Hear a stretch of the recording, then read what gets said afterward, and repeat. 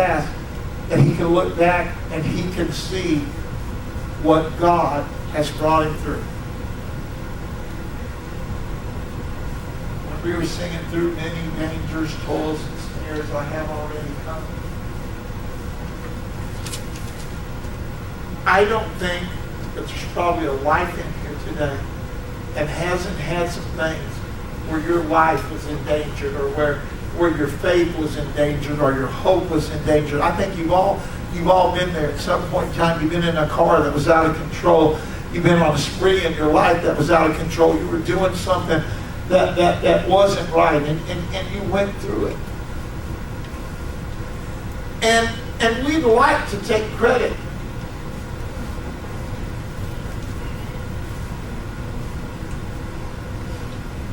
We'd like to take credit. It was my strength. It was my inner man. It was my ability.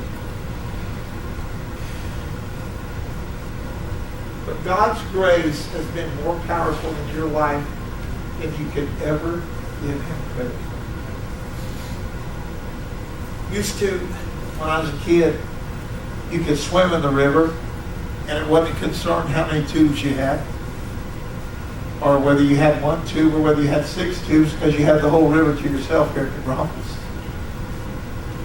And we would go down to the island, and the island had this big old pipe in there, and you could swim, and we all tried to swim under that pipe. And you were between rock and a pipe. And one time I swam under there, and sometimes when you get in a close place, you swell up, you know. And I got under there, and I could not get out of there. I couldn't push my way back. I could not push my way through. And I had pretty good lungs, but they were failing me at that point in time. And somehow the hand of God pulled me out from under that. I cannot say to this day how I got out from under that, but I didn't do it. Hey, you can believe it, you don't have to believe it, I don't care. But somehow I got out of there, and somehow God's hand got me out of there. I was about 9 years old. We were playing football in the front yard of our house. And the house next door was for sale. And they had these signs, and they were made of very thin metal back then. They outlawed them. But back then they were really thin, and a kid tackled me. And I fell on that sign, and it went into my neck. And I just started gushing blood out of my neck. We only lived a few blocks from the hospital, and my dad took a big old towel, and I soaked it with blood on the way. And my mom said, "He's going to die. I know he's going to die." And they were taking me, and my dad was sitting there holding it. And I looked up at him and I said, "Daddy, am I going to die?" My dad had the faith to look at me and say, "No, son. Amen. You're not going to die, because before you were born, God told me I would have a son, and that he would preach the gospel." Amen. Glory.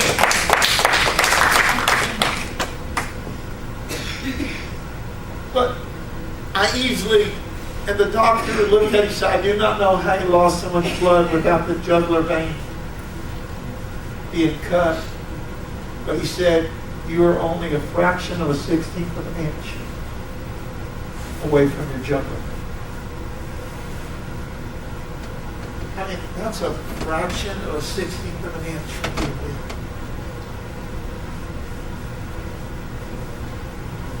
God's grace.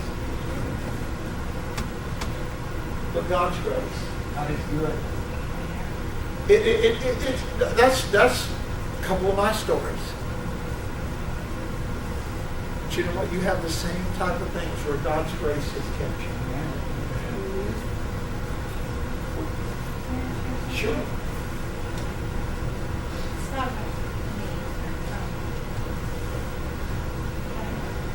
Testimony of this. I have a nephew who's 26 now, but when he was 21,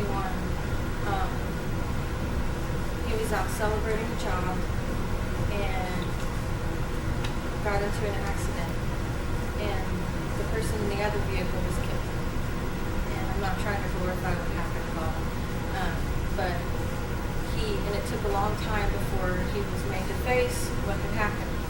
He went several years before he actually had to go to jail and what have you, and he struggled with it. By the time he went to jail, he was ready to go. He said, please just take me, I can't live with this guilt. And anyway, he's been in there 2 years and been denied parole several times, and this time they told him, no, forget it, no way, you're not getting out. And it was a really big ordeal, but last Thursday, his mother called me and said, well, he's home. And I said, what? And she said the parole board denied his bail, but the father of the man who died in the other car pled his case and said, please, his case to the parole board and to the state, and said, please let him go. He said, I've forgiven him. I know that he's remorseful, and I know that there's no sense in wasting 2 lives because of what's happened. And like I said, I'm not trying to glorify what happened. I'm not trying to say that he deserved to be free, because God knows that it was a horrible thing, but it just proves to me in my heart that God's grace and God's love and his mercy far supersedes any of man's laws and what man wants to do. And that father probably in himself never would have come to that conclusion, but because of God, he was willing to have love and grace and forgive him, and now he can live Amen. But grace supersedes who you are and who I am. It's much greater than who I could ever be. It has more love and more mercy than you or I could ever have. It has looked beyond the failures of us as mankind time and time and time again. And God has just kept his hand upon us.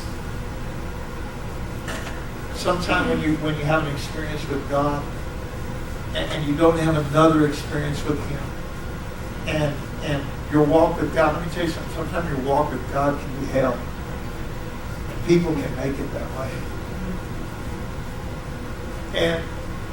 And then you within yourself, you start questioning.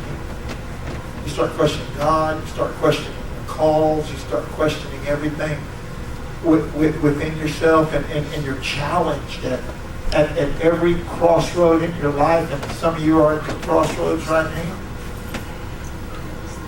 And used to, I like to good fight. I like to debate. I like to, say my